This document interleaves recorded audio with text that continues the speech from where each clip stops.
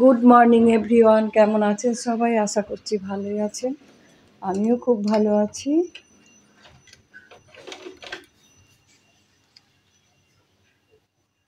এখানে রান্না বসিয়ে দিয়েছি, তারপরে চলে এসেছি জামা কাপড় গোছাতে। মেশিনে কাচাকাচি করেছিলাম, সেগুলো এনে রেখে দিয়েছি, গোছানো হয়নি। এই দেখো পাশের বাড়ির পুচকু। গোছানো হয়ে গেছে জামা কাপড়, জায়গায় রেখে দিয়েছি। দেখো আমি ঘরটা মুছে নিই। তো ঘর মোছা হয়ে গেছে, এখন চলে এসেছি রান্নাঘরে। রান্নাঘরটা মুছে নেব।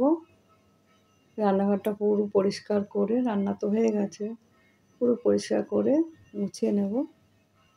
চারিদিকটা পুরো দেখো তেলে তেল পুরো ভর্তি হয়ে আছে। মুছে নিই। শিলনোড়াটাকে নাবিয়ে রাখবো।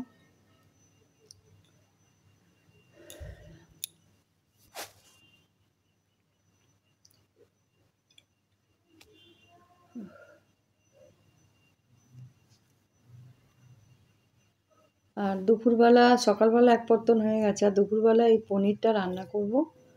তো পনিরের রেসিপি ছেড়েছি ফেসবুকে, তোমরা দেখে নিও।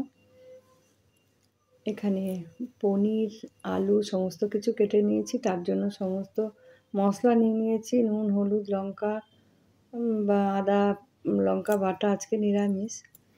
তো আলুটা ভেজে তুলে নিলাম, তারপরে পনিরটা ভাজবো, ভেজে তুলে নেব। হালকা ভাজতে হবে, বেশি ভাজলে হবে না। গোটা গরম মশলা দিয়ে দেব।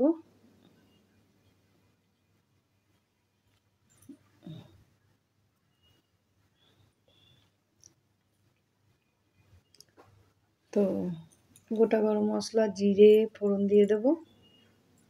বেটে রেখে দিয়েছিলাম মশলা, আদা,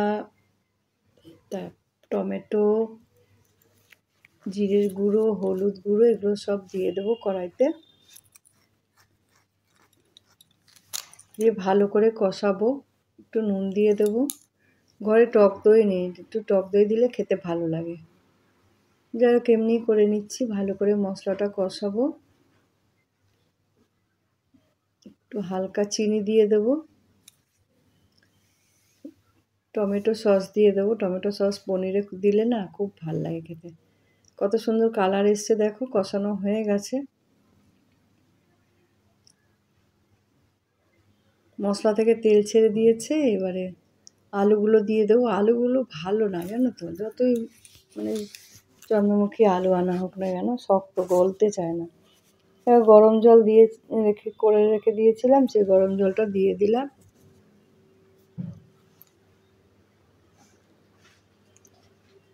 এবার দিয়ে দেবো জল। মানে জলটা ফুটে গেলে পনিরটা দিয়ে দেবো।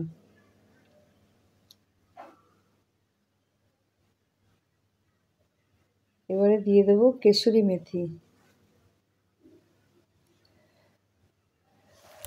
পনির দিয়ে কেসুরি মেথি দিয়ে খেতে খুব ভাল লাগে। গরম মশলা দিয়ে তো সবসময় খাই, কিন্তু কেসুরি মেথি দিয়ে খাওয়া হয় না। কেসুরি মেথি দিয়ে দিলাম, আর অল্প ফুটিয়ে নামিয়ে নেব। রেডি হয়ে গেছে কেসুরি মেথি পনির। তোমরা এইভাবে বাড়িতে বানিয়ে খাবে, খুব খেতে ভালো লাগে। খাওয়া দাওয়া হয়ে গেছে। এখানে নিয়ে নিয়েছি লেবু একটু। লেবুটা বেশ ভালোই ছিল, মিষ্টি আছে।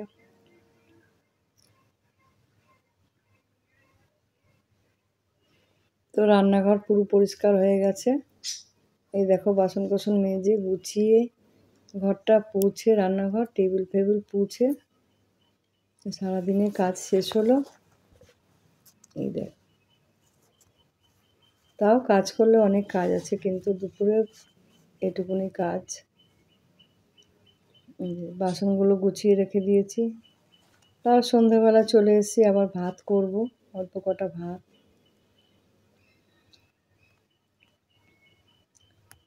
করব।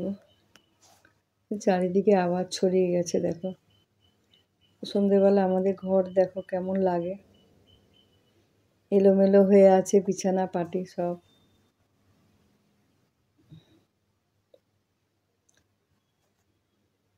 এখানে দেখো গোপালের ফটো মানে লাগিয়েছি দরজায়।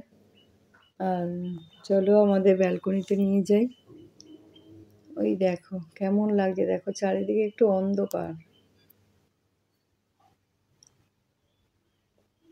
লাইট জ্বলছে, লোকজন একদমই নেই। ওই দিক দিয়ে লোকজন কিছু কিছু যাচ্ছে অল্প, ওই ক্লাবে অনুষ্ঠান আছে তাই অনেক লোকজন যাচ্ছে। তো সন্ধেবেলায় একটু বাজারে যাব।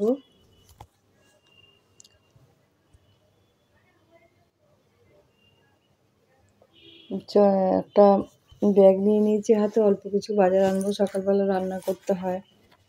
তো চলো বাজারে চলে যাই।